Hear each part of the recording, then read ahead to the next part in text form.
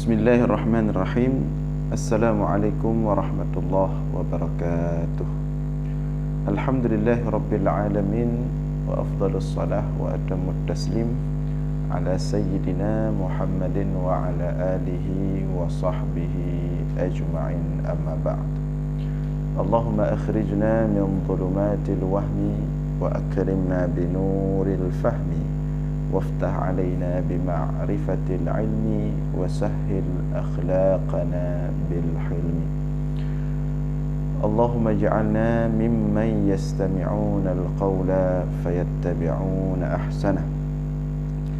Pada pagi yang berbahagia ini kembali kita melanjutkan membaca kitab Fathul Mu'in Syarah Qurratul Ain karangan Syekh Zainuddin Al-Malibari rahimahullah. Kita akan melanjutkan membaca halaman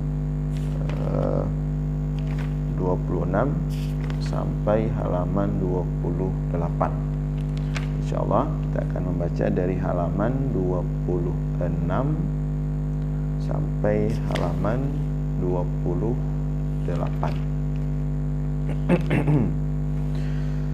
Qala al-muallifu rahimahullah, nafa'ana Allahu bihi wa bi'ulumihi wa afadha alaina min barakatihi fid darain, Allahumma amin. Faslun fi syurutis salati. Asy-syartu ma yatawaqqafu alaihi sihhatus salati wa laysa minha. Wa quddimatis syurutu ala al-arkani li'annaha awla bit-taqdimi idh asy-syartu ma yajibu taqdimuhu ala as-salati wa istimraruhu fiha. Faslun, satu fasal, fi syurutis salati, pada menyatakan syarat-syarat sah salat, ya. Pada menyatakan syarat-syarat sah salat. Jadi kita mulai memasuki pembahasan baru, yaitu syarat-syarat sah salat. Syarat-syarat sah salat. Asy-syartu ma yatawaqqafu alaihi sihhatus salati, ma yatawaqqafu alaihi sihhatus salati wa laysa minha. Bermula syarat, syarat adalah sesuatu yang bergantung kepadanya sahnya salat. Jadi syarat yang dimaksudkan di sini adalah sesuatu yang bergantung kepadanya sahnya salat. Artinya kalau dia ada, salat sah; kalau dia tidak ada, salat tidak sah. Walaysa minha, dan bukan dianya syarat, minha itu bagian daripada salat. Karena kalau bagian daripada salat namanya rukun, bukan syarat. Jadi syarat itu adalah sesuatu yang bergantung atasnya sah tidak sahnya salat. Kalau syarat ada, salat sah; syarat tidak ada, salat tidak sah. Namun syarat itu tidak masuk bagian daripada salat. Artinya dia dilakukan sebelum salat dilakukan. Wa quddimatis syurutu 'alal arkani li'annaha awla bit-taqdimi, dan didahulukan syarat-syarat di atas rukun-rukun, li'annaha, karena bahwa sesungguhnya syarat-syarat itu lebih utama untuk didahulukan. Kenapa dibahas syarat-syarat terlebih dahulu sebelum rukun? Karena memang syarat-syarat lebih utama untuk didahulukan. Artinya sebelum masuk dalam solat kita melakukan syarat-syaratnya dulu. Kemudian begitu masuk dalam solat baru kita melakukan rukun-rukunnya. Jadi secara susunan dia memang di awal syarat-syarat itu, kemudian baru rukun. Idz syartu ma yajibu taqdimuhu 'ala as-salati wa istimraruhu fiha. Karena syarat adalah sesuatu yang wajib didahulukan 'ala as-salati, atas salat, wa istimraruhu fiha, dan wajib berkesinambungannya syarat fiha, padanya salat. Nah, jadi kenapa syarat mesti lebih didahulukan, lebih utama didahulukan daripada rukun-rukun solat? Karena memang syarat wajib dilakukan sebelum masuk dalam solat atau rukun-rukun solat. Dan syarat juga wajib berkesinambungan sampai selesai solat. Jadi syarat wajib didahulukan sebelum solat, dan dia wajib terus terjaga syarat tersebut sampai selesai solat. Seperti bersuci, dia wajib dilakukan sebelum solat dan wajib terjaga kesucian itu, tidak boleh melakukan yang membatalkan kesucian hingga selesai solat. Seperti salah satu syarat sah solat menghadap kiblat, dia wajib dilakukan sebelum solat mengarah kiblat dan wajib terjaga mengarah kiblat sampai selesai solat. Nah, jadi ini ingin dijelaskan di sini makna syarat sebelum masuk dalam solat atau rukun-rukun solat. Syurutus salati khamsatun, ahaduha taharatun an hadasin wa janabatin.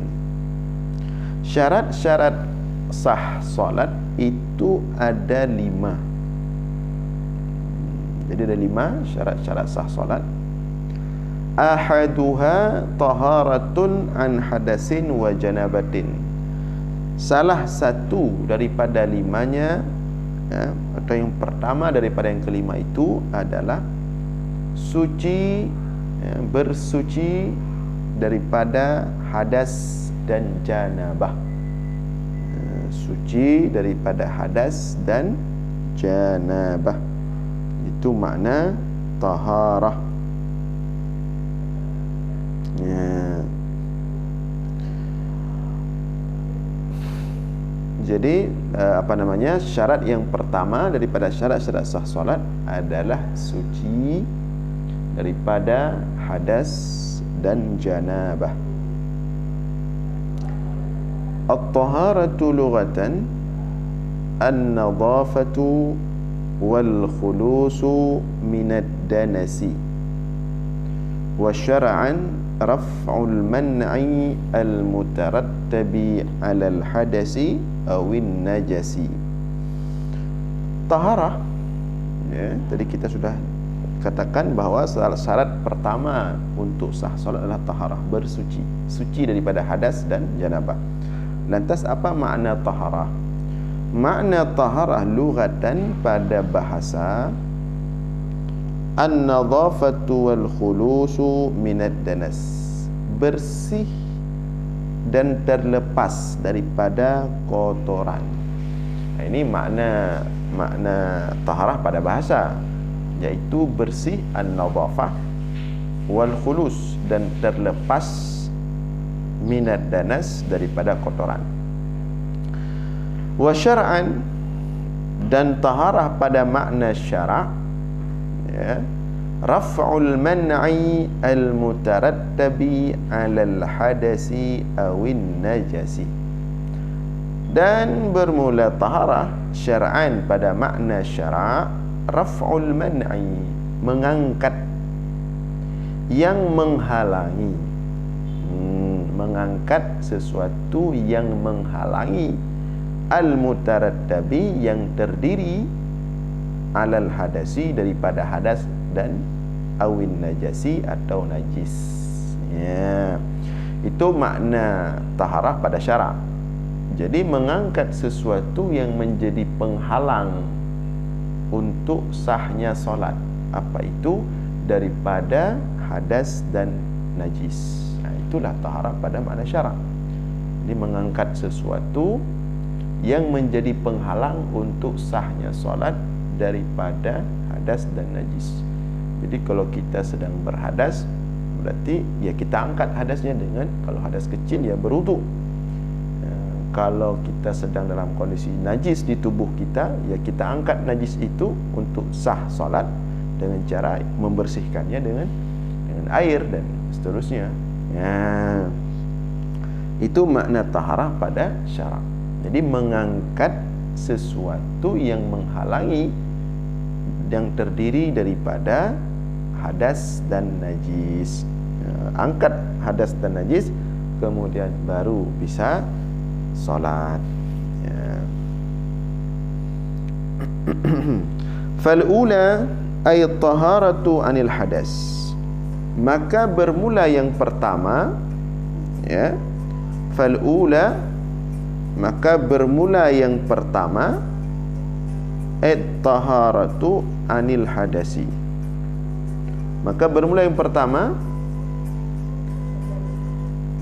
fal'ula, maka bermula yang pertama, artinya yang pertama, at-taharatu anil hadas, suci daripada hadas. Jadi tadi taharah pada makna syarak adalah mengangkat sesuatu yang menghalangi untuk bisa sah solat. Sesuatu yang menghalangi itu ada dua, yaitu hadas dan najis. Nah, sekarang yang akan dibahas yang pertama, bagaimana bersuci daripada hadas. Fal'ula, maka bermula yang pertama, artinya taharah, ya, daripada hadas. Fal'ula, maka bermula yang pertama, artinya taharah daripada hadas, suci daripada hadas. Al-wudu'u, itu adalah dengan berwudu, ya, adalah dengan berwudu, ya. Jadi maka bermula yang pertama daripada bersuci daripada hadas, al-wudu'u, itu adalah dengan berwudu. Wa huwa bi dhammil wawi isti'malul ma'i fi a'dha'in makhsusatin muftatahan bi niyatin wa bi fathiha ma yutawadda'u bihi. Dan dianya wudu dengan didhammahkan waw, dengan didhammahkan waw, wudu adalah maknanya isti'malul ma' fi a'dha'in makhsusatin, menggunakan air pada anggota-anggota terkhusus, muftatahat, yang dimulai, ya, hal keadaannya isti'mal menggunakan itu dengan dimulai biniyatin, dengan niat, ya. Jadi kalau dibaca dengan wudu, itu adalah proses perbuatan berwudu. Kalau dibaca dengan dhammah waw, wudu adalah sebuah proses bersuci yang namanya berwudu dengan cara mencuci anggota-anggota terkhusus dalam wudu yang dimulai dengan niat.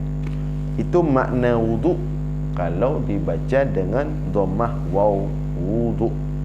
Wa bi fathiha ma yutawadda'u bihi. Tapi kalau dibaca dengan fathah waw dan dengan difatahkan waw, itu ma yutawadda'u bihi, itu adalah sesuatu yang dipakai untuk berwudu. Berarti kalau dibaca fathah waw, berarti wudu, bukan wudu. Wudu, maka maknanya alat untuk berwudu, air. Jadi beda makna wudu dibaca dengan dhammah waw, wudu, dengan dibaca dhammah fathah waw, wudu. Kalau dibaca dengan dhammah waw, wudu, itulah sebuah proses bersuci dengan menggunakan air pada anggota-anggota khusus, wajah, tangan, kepala, kaki, yang dimulai dengan bismillah, dimulai dengan niat. Nah, itu namanya wudu, proses berwudu. Kalau dibaca dengan fathah waw, dhammah waw, wudu.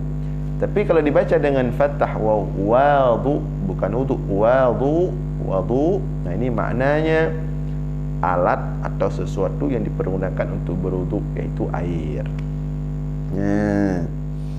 Wa kana ibtida'u wujubihi ma'a ibtida'i wujubil maktubati lailatul Isra.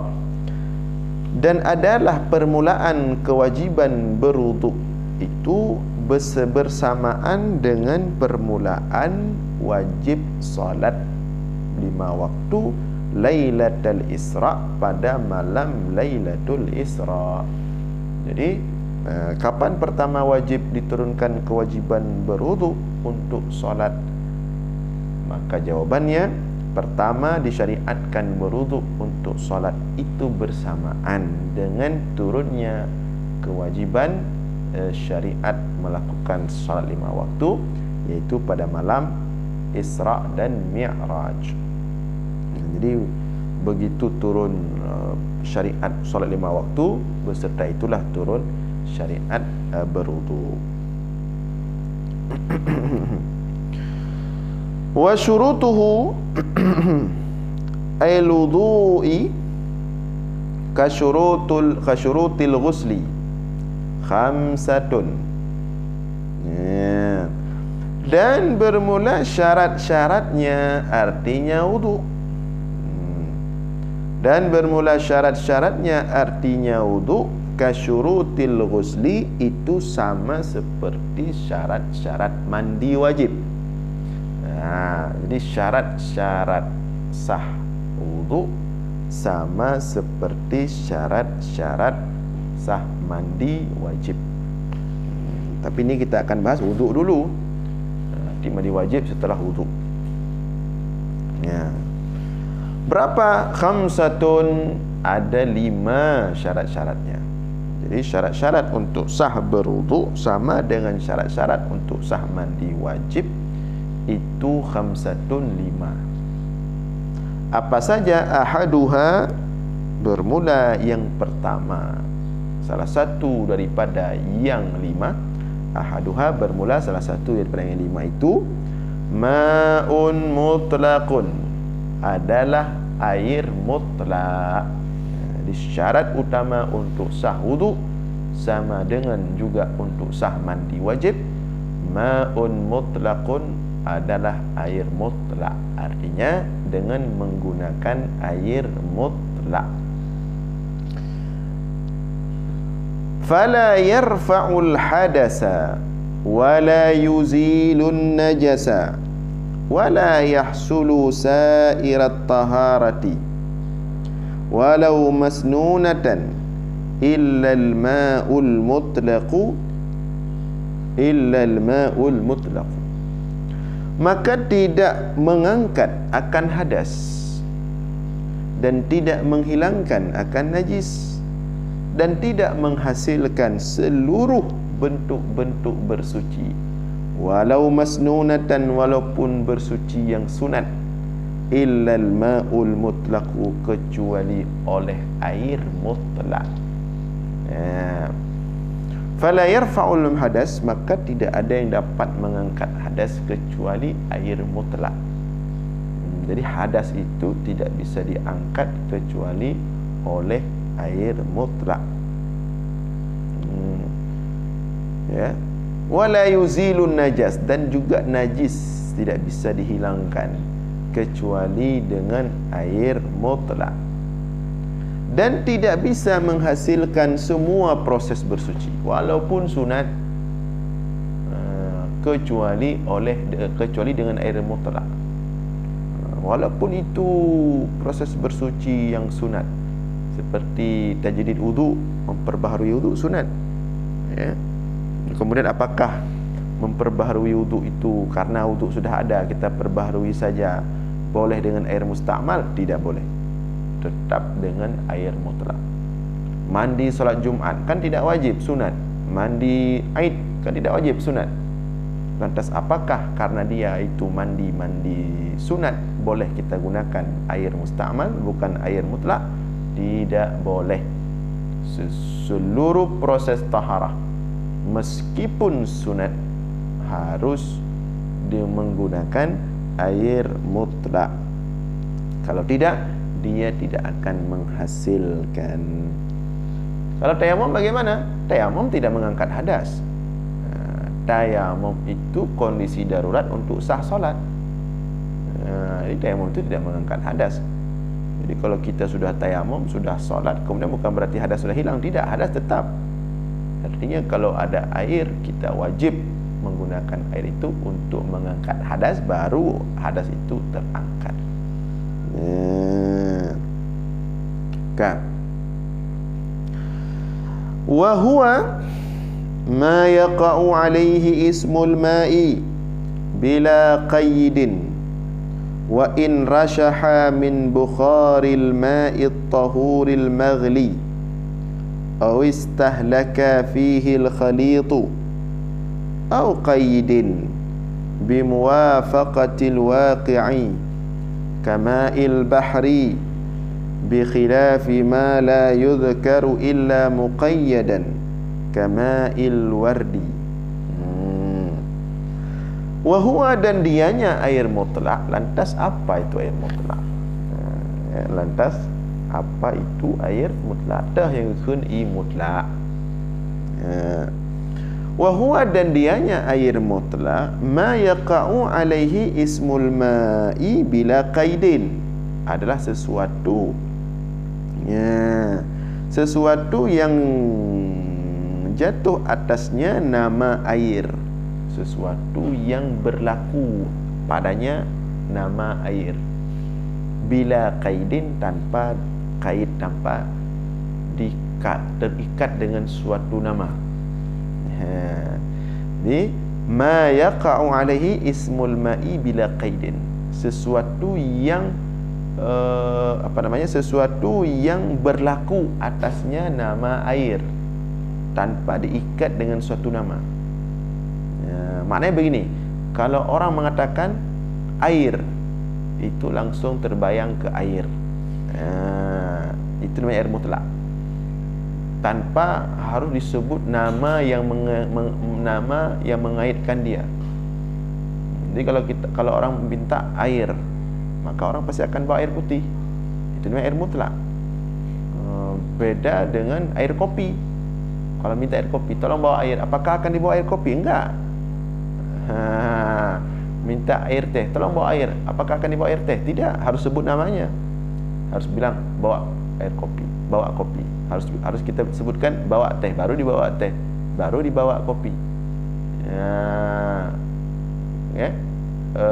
Jadi air mutlak lah air yang ketika kita katakan air, itu langsung terbayang air yang dimaklumkan itu.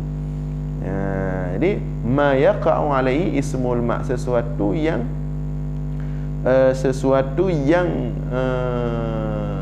berlaku atasnya air.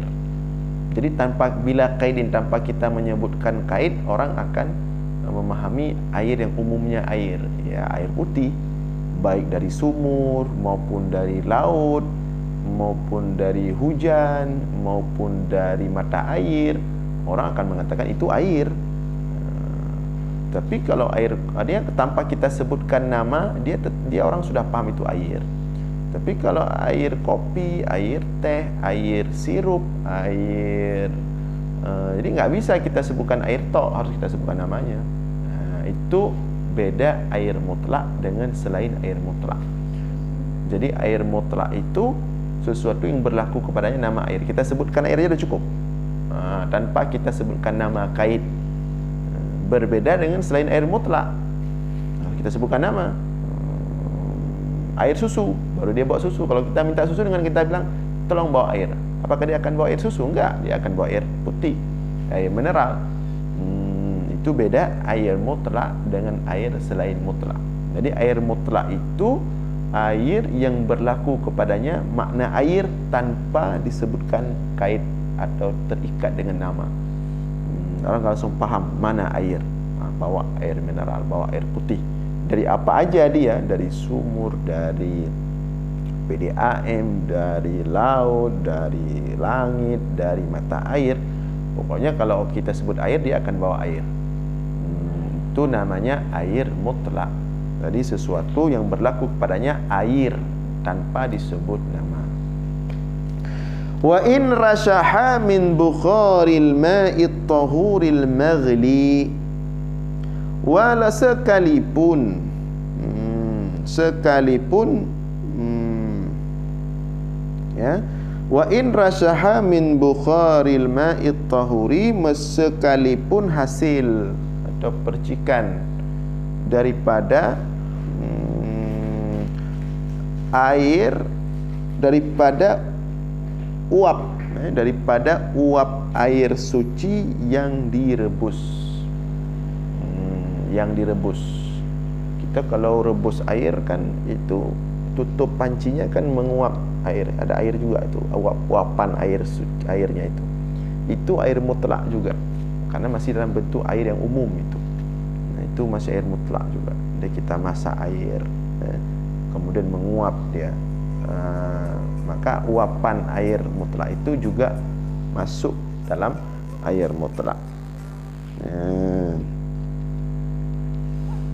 Nah, au istahlaka fihil khalitu, atau telah bercampur dan hilang di dalamnya, fihi au istahlaka, atau telah hancur fihi padanya air mutlak, al khalitu, akan oleh khalit, sesuatu yang bercampur dan tidak bisa dibedakan, itu arti khalit.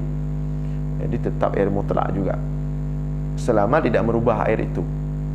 Jadi ada air 1 gelas air putih, air mutlak lah 1 gelas, kita tumpah sedikit garam sedikit saja atau gula sedikit saja tumpah dalam air itu, sehingga garam dan gula itu menghilang, bercampur dengan air itu menghilang. Nah, selama air itu tidak berubah, artinya dia tidak manis, orang masih mengatakan itu air, maka itu tetap air mutlak. Berbeda kalau sudah berubah menjadi manis, misalnya tumpah gula banyak sekali sudah jadi manis, itu nggak disebut dengan air mutlak lagi, sudah air manis namanya. Atau lain-lain ya, yang merubah air itu.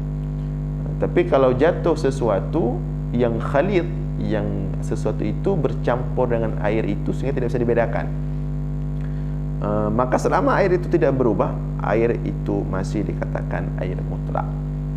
Nanti ada percampuran namanya khalid. Khalid itu percampuran yang tidak bisa dipisahkan. Ada mujawir. Mujawir itu sesuatu yang bercampur dengan air tapi masih bisa dipisahkan. Seperti daun bercampur dengan air, nah, itu masih bisa dipisahkan. Tapi kalau gula bercampur dengan air nggak bisa dipisahkan lagi. Nah, jadi bagaimana kalau ada air mutlak 1 gelas, jatuh gula sedikit, hilang dalam air itu, nggak bisa dipisahkan. Nah, selama tidak merubah air itu, maka air itu tetap masih disebut dengan air mutlak.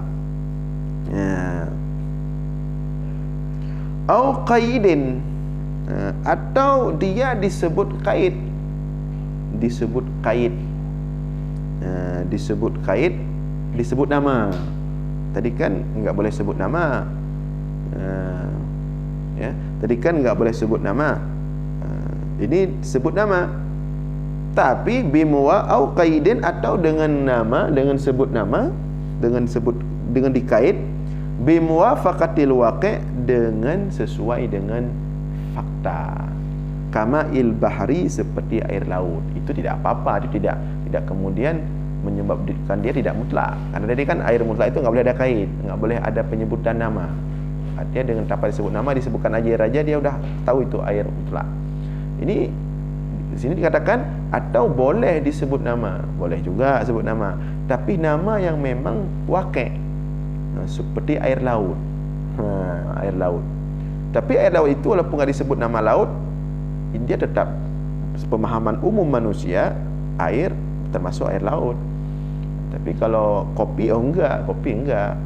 Air, apakah masuk kopi di sana? Enggak, air kopi khusus. Tapi kalau air laut, apakah air laut masuk dalam umumnya air? Masuk. Ya. Itu tidak apa-apa. Jadi penyebutan nama air di situ, air laut, itu karena dia dari laut tempatnya. Atau seperti air sumur. Air apa ini? Air sumur. Itu dia tidak apa-apa, karena itu memang tempatnya di sumur. Tapi ketika disebutkan air tok tanpa sebutkan nama, masuk air sumur, masuk air laut. Berbeda dengan air susu, enggak masuk dia. Dia harus tak disebutkan susu dia. Jadi kalau boleh dikait, memang salah satu syarat air mutlak itu enggak boleh terkaitkan dia. Tapi dalam kondisi tertentu boleh kait, selama kait itu sesuai dengan tempat air itu. Kama'il bahri, seperti air laut. Bi khilafi ma la yudhkaru illa muqayyadan kamalil wardi. Berbeda dengan sesuatu yang tidak disebutkan kecuali dia harus kait. Seperti kama'il wardi, seperti air bunga. Air bunga itu enggak bisa disebut tanpa nama, harus disebut air bunga. Kalau air laut tadi boleh disebut air laut, boleh disebut air aja. Udah paham orang air sumur, boleh disebut air tok, boleh disebut air sumur. Tanpa disebut sumur pun air, udah paham orang itu air. Tapi kalau air bunga enggak bisa disebut air tok, nanti orang minum, bahaya itu. Sedangkan itu untuk minyak wangi, untuk dan lain sebagainya. Seperti apa namanya, air obat macam-macam lah, itu harus disebut nama. Maka itu nggak bisa jadi air mutlak. Tapi kalau air mutlak, meskipun kadang-kadang dia berkait ada nama, tapi tanpa disebut nama dia orang paham itu air. Kalau air bunga tidak bisa, memang harus disebut kaitnya, bunganya, air bunga. Nah, itu beberapa makna daripada air mutlak. Itu beberapa makna daripada air mutlak. Jadi kita ulangi, air mutlak itu adalah air yang berlaku kepadanya makna air, penyebutan air, walaupun tanpa kait, tanpa disebutkan nama. Kemudian dia itu dia tanpa disebutkan nama, orang paham itu air, ya. Itu kemudian seperti tadi, walaupun dia itu uap air yang dipanaskan, uap buih-buihnya itu uap yang di atas panci, di tutup panci itu kan ada uap itu, sesuatu dia bergantung uapnya itu tergantung itu di tutup panci. Itu masuk juga air mutlak itu, karena dia disebut air juga dia. Kemudian seperti air yang bercampur dengan sedikit campuran yang membuat larut, tidak merubah air, itu juga masih disebut air mutlak, jadi tidak sampai merubah nama dia. Kemudian kadang-kadang ada air mutlak yang memang ada namanya, seperti air laut, tapi itu tetap air mutlak, artinya tanpa nama pun dia bisa disebutkan air. Berbeda dengan air yang tidak bisa disebutkan kecuali dengan ada nama, seperti air bunga mawar, air bunga. Nah, kemudian jadi kemudian ghairu musta'malin fi fardhi taharatin min raf'i hadasin asghara au akbara. Jadi syarat yang pertama tadi, syarat sah wudu adalah air mutlak, kan, air mutlak. Air mutlak ghairu musta'malin, sudah jelas air mutlak tadi bagaimana ciri-cirinya, bentuknya. Lagi yang tidak digunakan, ghairu musta'malin, lagi yang belum digunakan. Lagi yang belum, yang bukan musta'mal, artinya musta'mal yang belum digunakan. Digunakan pada apa? Digunakan ghairu musta'malin fi fardhi taharatin min rafa'i hadasin asghara atau akbara, yang belum digunakan fi fardhi taharatin pada fardu bersuci, belum pernah dipakai untuk berwudu, belum pernah dipakai untuk mandi wajib, bukan bekas pakai wudu, bukan bekas pakai mandi wajib. Min rafa'i hadasin, daripada rafa' hadas. Asghara adalah abai, ada iaitu hadas kecil maupun hadas besar. Jadi air syarat sah wudu, air mutlak, kemudian belum pernah digunakan, belum musta'mal, belum pernah digunakan pada fardu bersuci.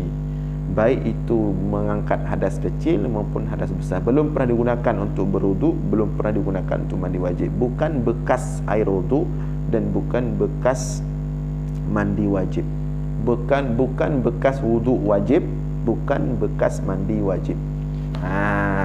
Jadi tidak cukup dengan air mutlak saja, tapi juga bukan musta'mal, bukan air bekas digunakan pada fardu taharah, baik wuduk wajib maupun bekas mandi wajib. Jadi baik untuk bukan bekas mengangkat hadas, baik hadas kecil seperti wuduk wajib maupun hadas besar seperti mandi wajib.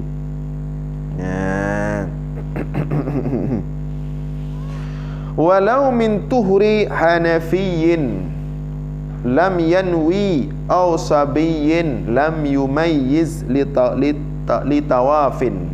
Walaupun itu daripada bersucinya si orang yang bermazhab Hanafi, walaupun air musta'mal itu dari wuduknya orang yang bermazhab Hanafi, atau dari wuduknya anak kecil yang belum mumayyiz untuk tawaf. Kan orang Hanafi kalau menurut kita Syafi'i enggak sah wuduknya, karena orang Hanafi mereka berwuduk enggak berniat. Dalam mazhab Hanafi niat itu bukan rukun wuduk. Berarti menurut Syafi'i, kita Syafi'iyah, wuduk Hanafi tidak sah karena dia tidak pasang niat. Nah, ketika wuduknya tidak sah, apakah air bekas wuduknya itu boleh kita gunakan oleh kita? Kan enggak musta'mal, itu memang enggak sah wuduknya, tetap tidak boleh. Tetap itu dianggap air bekas wuduk walaupun dipakai untuk wuduk yang tidak sah menurut kita Syafi'iyah. Dipakai oleh orang yang berwuduk bermazhab Hanafi yang dia ketika berwuduk enggak pakai niat, tetap bekas wuduk dia enggak boleh kita pakai untuk bersuci oleh orang kita mazhab Syafi'i. Atau si sobi, atau bekas wuduk si sobi lam yumayyiz li tawafin, yang belum mumayyiz untuk dia tujuannya tawaf. Kan enggak sah tawaf anak kecil yang belum mumayyiz. Jadi dia kalau berwuduk bagaimana? Kan enggak sah wuduknya itu, dia belum mumayyiz, tawafnya enggak sah, enggak ada fungsi wuduknya. Lantas apakah kita boleh pakai bekas wuduknya, air musta'mal daripada wuduknya anak si sobi yang belum mumayyiz itu? Tetap juga tidak boleh. Tidak boleh dipakai oleh kita untuk bersuci, baik suci daripada hadas besar maupun bersuci daripada hadas kecil.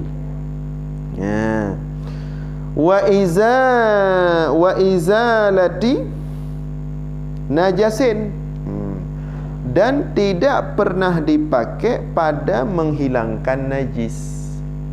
Jadi air mutlak yang belum pernah dipakai untuk mengangkat hadas dan belum pernah dipakai untuk menghilangkan najis.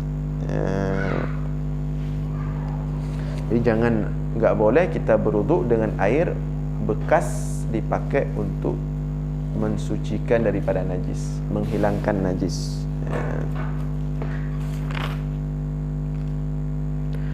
Walau ma'fuwan anhu, walaupun najis tersebut najis yang ma'fuwan anhu, yang dimaafkan. Kakali lidamin di dalam disebutkan, kakali lidamin ajnabiyin, seperti sedikit darah ajnabi. Darah sedikit kan ma'fuwan anhu. Karena nanti di depan dalam kitab ini juga dijelaskan darah yang najis itu yang bisa membuat batal solat itu adalah darah yang agak sedikit banyak, dengan takarannya itu 1 kowin itu. Kalau sudah beredar 1 kowin itu darahnya itu maka itu dianggap najis dan bisa membatalkan solat. Tapi kalau sedikit aja darahnya, darah jerawat misalnya lagi solat, sedikit aja keluar, itu ma'fuwan anhu. Itu di antara contoh najis yang dimaafkan. Tapi air yang sudah dipakai untuk membersihkan najis yang dimaafkan itu tetap tidak bisa pakai lagi untuk bersuci. Jadi air mutlak yang belum pernah dipakai untuk mengangkat hadas tadi, baik hadas kecil, wudu wajib maupun hadas besar, bekas mandi wajib, dan air bekas penggunaan untuk membersihkan najis walaupun najis yang dimaafkan, tidak boleh pakai untuk berwudu. Nah,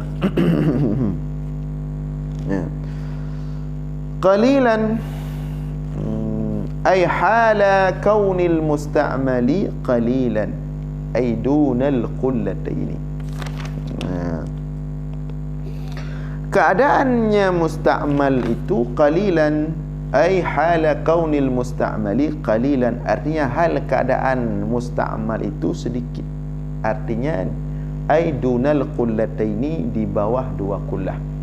Jadi yang disebut dengan musta'mal itu air musta'mal, kita ulangi, air musta'mal itu air bekas pakai pada mengangkat hadas seperti wudu wajib dan mandi wajib, dan air bekas pakai untuk menghilangkan najis walaupun najis yang dimaafkan, itu namanya air musta'mal.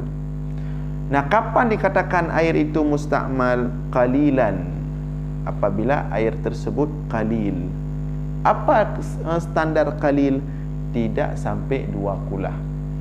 Jadi kalau ada air tidak sampai 2 qullah kemudian dipakai untuk mengangkat hadas, baik hadas kecil maupun hadas besar, dan dipakai untuk mensucikan najis walaupun najis dimaafkan, maka air ini menjadi bekas-bekas penggunaan ini membuat air tersebut air musta'mal. Membuat air tersebut air musta'mal kalau dia tidak sampai 2 qullah. Jadi 2 qullah itu berapa? Ukuran 2 qullah itu berapa? Nah, kita lihat di sini ada beberapa pendapat ulama tentang air 2 qullah. Ini penting sekali. Kita lihat di sini ya, ada beberapa pendapat ulama tentang kadar air 2 qullah. Yang pertama versi mayoritas ulama. Versi mayoritas ulama itu air 2 qullah itu isinya, kalau isinya air itu 216 liter. Kalau versi ulama air 2 qullah itu jadi jangan dibayangkan air 2 qullah itu 2 buah qullahnya, bukan. Ini bukan 2 buah qullahnya, ada urusan. Ini 2 qullah ini istilah saja, istilah orang Arab dulu. Bukan mesti qullahnya 2 biji ya, 2 buah, bukan. 2 qullah ini istilah takaran air ya. Nah, kalau menurut mayoritas ulama, jumhur ulama, air 2 qullah itu 216 liter. Kalau kita bentuk kubus, ukuran qullah itu setiap ukurannya itu 60 cm. Jadi tinggi 60 cm, lebar 60 cm, kemudian setiap sisi itu 60 cm. Itu ukuran tempat untuk 2 qullah air. Maka mesti diperhatikan, diusahakan rumah-rumah kita itu ketika buat bak air itu harus lebih daripada ukuran itu. Jadi kalau kita buat rumah, ketika kita buat kamar mandi itu kita usahakan bak air itu kita buat setiap sisi itu 60 cm atau lebih, sehingga airnya itu adalah 2 qullah. Jadi kalau kita berwudu, kalau kita mandi wajib, air-air yang tumpah bekas mandi wajib dan wudu jatuh ke bak itu, kalau dia masih tetap 2 qullah, dia enggak akan musta'mal. Tapi kalau dia enggak sampai 2 qullah, sedikit bekas-bekas tumpah air mandi wajib ke situ, bekas-bekas wudu, membuat dia musta'mal, enggak bisa pakai lagi bersuci. Ini menurut mayoritas ulama, bahwa takaran 2 qullah itu, ukuran 2 qullah itu kalau dalam bentuk liter itu jumlah airnya 216 liter. Kalau ukuran qulahnya itu, ukuran baknya itu adalah lebih kurang setiap sisi 60 cm. Kemudian kalau menurut Imam Ar-Rafi'i, beliau mengatakan setelah dikonversikan itu menurut Imam Rafi'i 176 liter, lebih sedikit ya. Kalau mayoritas tadi 216 liter. Kalau menurut Imam Rafi'i 176,245 liter.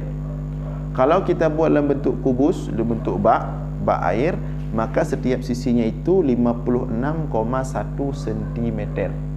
56,1 cm. Kemudian ada versi Imam Nawawi ya, menurut Imam Nawawi kalau dikonversikan dalam bentuk liter 174,58 liter. Kalau dikubuskan di bentuk bak itu lebih kurang 55,9 cm. Kalau menurut versi Irak versi Irak yang lebih tinggi, paling tinggi. Kalau versi Irak dikonversikan ke liter itu mesti airnya 255,325 liter. Kalau bentuk kubus, bentuk kita buat bak, tempatnya itu lebih kurang setiap sisi 63,4 cm. Maka kalau semua enggak sanggup diingat, maka diingatlah yang mayoritas ulama, pendapat jumhur ulama. Berapa ukurannya? Kalau liter konversikan ke liter itu 216 liter. 216 liter.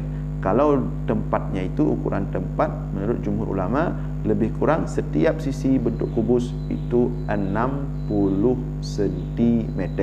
Nah, ini ukuran dua kula. Maka kalau ada air yang di bawah ukuran ini ya, ada di bawah 2 kula ukuran ini, kalau digunakan untuk mengangkat hadas baik kecil maupun besar, kalau sudah digunakan untuk menghilangkan najis walaupun najis maafkan, maka air tersebut menjadi musta'mal.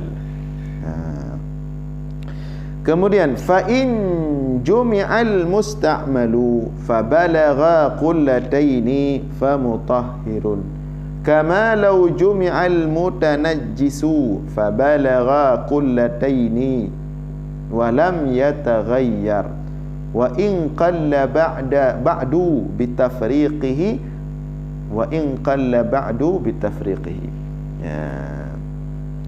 Maka jika dikumpulkan akan air musta'mal fa balagha qullataini, maka sampailah ianya air musta'mal 2 kulah, fa mutahhirun, maka suci ia maka bisa dipakai untuk suci. Fa mutahhirun makna mutahhirun, maka dia suci dan bisa dipakai untuk bersuci. Ini menarik. Menarik ini. Tadi dikatakan bahwa air musta'mal enggak boleh dipakai untuk bersuci lagi karena sudah bekas bersuci, sudah bekas angkat hadas, baik hadas kecil maupun hadas besar, sudah bekas menghilangkan najis. Maka dia musta'mal. Kalau dia di bawah ukuran 2 kula enggak boleh pakai lagi.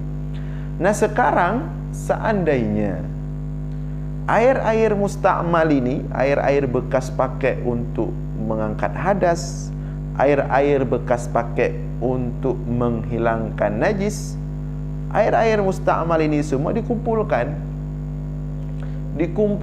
ternyata jadilah dia 2 kulah. Jadilah dia 2 kulah. Kalau tadi di bawah 2 kulah, maka dia sudah musta'mal, bisa pakai lagi. Nah, semuanya diambil, dikumpulkan ternyata jadi 2 kulah. Maka di sini dikatakan fabalagha qullataini famutahhirun, ketika air-air bekas wudu wajib, air-air bekas mandi wajib dikumpulkan jadi 2 kulah, banyak sekali, maka air tersebut kembali bisa dipakai untuk bersuci, kembali suci dan menyucikan, kembali bisa dipakai untuk bersuci. Kama law jumi'al mutanajjisu fabalagha qullataini wa lam yataghayyar wa in qalla ba'du, sebagaimana jikalau dikumpulkan air-air yang bernajis, dikumpulkan air-air bernajis, fabalagha qullataini, maka sampailah ianya air bernajis 2 kulah, walam yataghayyar, dan tidak terjadi perubahan salah satu daripada sifatnya air yang 3 itu. Ya, wa in qalla ba'du, walaupun nanti setelah dipakai lagi menjadi sedikit, bitafriqi, dengan dipakai, dengan dipisah-pisahkan, maka sama hukumnya, bisa dipakai untuk bersuci lagi.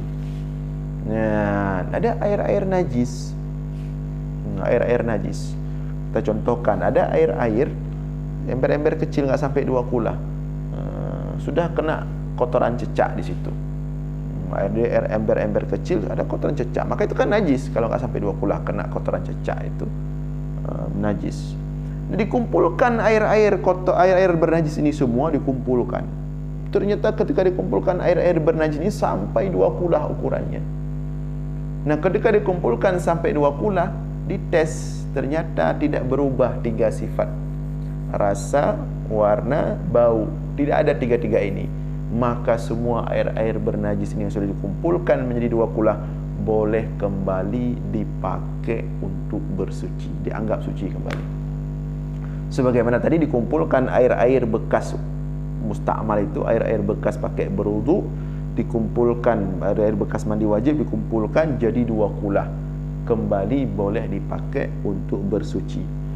Ya, walaupun setelah dikumpulkan air-air bernajis ini menjadi 2 kula, kemudian tidak berubah satu daripada 3 sifatnya, kemudian sampai 2 kula, dipakai lagi, kan tinggal sedikit.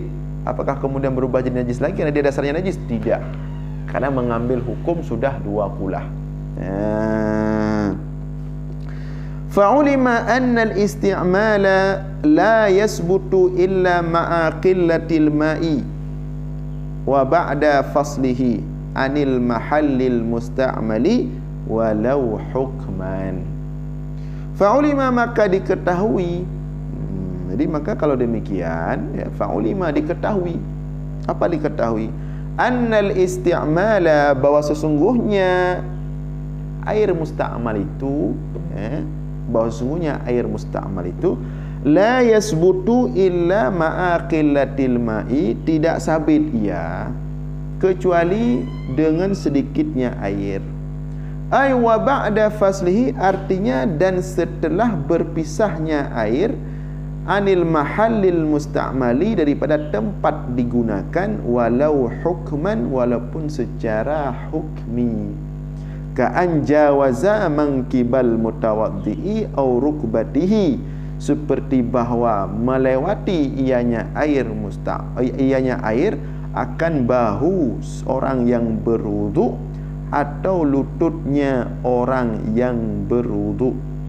Wa in 'ada li mahallihi, sekalipun balik ianya air ke tempat penggunaannya.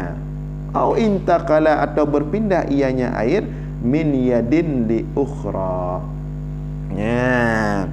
Jadi dengan demikian diketahui bahwa yang dinamakan dengan air musta'mal itu adalah, ya, la yasbut, tidak disebut air musta'mal itu kecuali dia sedikit. Air itu sedikit, dia tidak sampai 2 kula. Dan setelah berpisah dari tempat dipakai untuk bersuci. Misalnya kita pakai bersuci, kita cuci muka ni, cuci muka. Nah, air yang hasil cuci muka wudu wajib, ini kan jatuh di air ini, jatuh dia. Tetesan yang jatuh dari air muka inilah yang musta'mal ini, yang musta'mal. Setelah dia berpisah dari tempat ini, tempat wajah. Demikian juga air yang kita pakai untuk mensucikan tangan ketika berwudu. Kapan dia dikatakan musta'mal? Ketika dia berpisah dari tangan. Ya. Jadi ketika setelah dia berpisah dari tempat yang digunakan untuk bersuci, walau hukman, walaupun secara hukmi, seperti bahwa melewati ianya air akan bahu orang yang berwudu atau lutut orang yang berwudu, maka itu sudah dikatakan musta'mal. Wa in 'ada li mahallihi, walaupun balik lagi ke tempatnya, balik ke tempatnya. Entah bagaimana ceritanya, kita berwudu dari cuci tangan, kemudian kita angkat tangan kan jatuh dia, jatuh. Kemudian kita rendahkan tangan, balik lagi ke sini dia. Yang balik itu sudah musta'mal, itu yang balik itu. Ya, walaupun ke tempat dia itu, yang balik itu sudah musta'mal. Pokoknya begitu air itu lepas daripada penggunaan tempatnya masing-masing untuk bersuci, maka ketika itulah air itu menjadi musta'mal. Au intaqala min yadin li ukhra, ataupun berpindah dari satu tangan ke tangan yang lain. Jadi kita bersuci ni, cuci tangan ini, wudu. Maka bekas air ini berpindah ke air ini, ke tangan ini. Maka ini sudah musta'mal ini. Jadi enggak bisa kita pakai bekas air tangan sebelah kanan untuk mensucikan tangan sebelah kiri. Begitu air bersuci di sebelah tangan berpindah ke sebelah kiri, maka ini sudah jadi musta'mal. Ya, jadi dia mesti pakai air yang lain. Naam. Iya, la yadurru fil muhdis.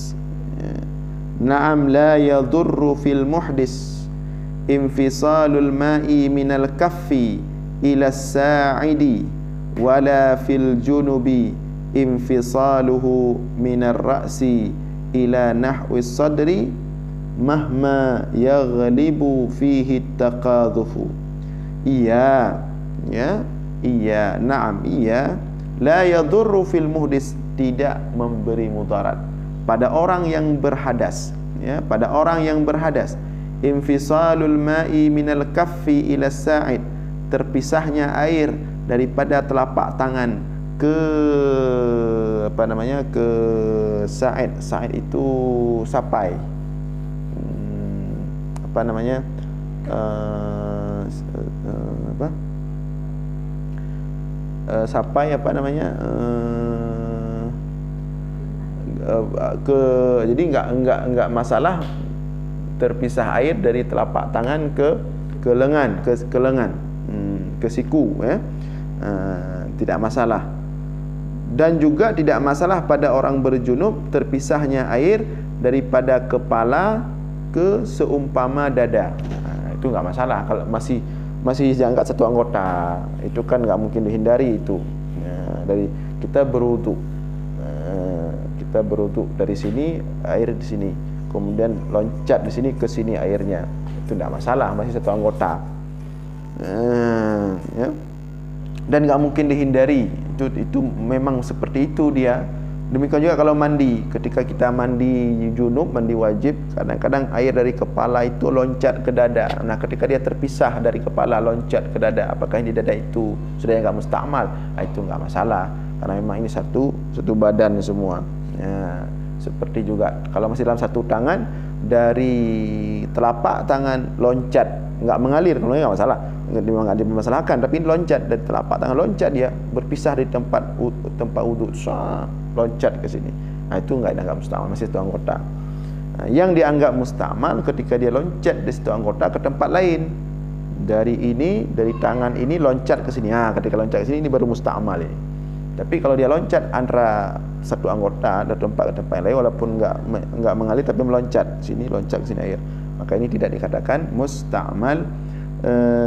Mahma yaghlibu fihi taqadhuf, meskipun banyaknya tetesan itu, maka itu tidak dimasukkan dalam kategori musta'mal.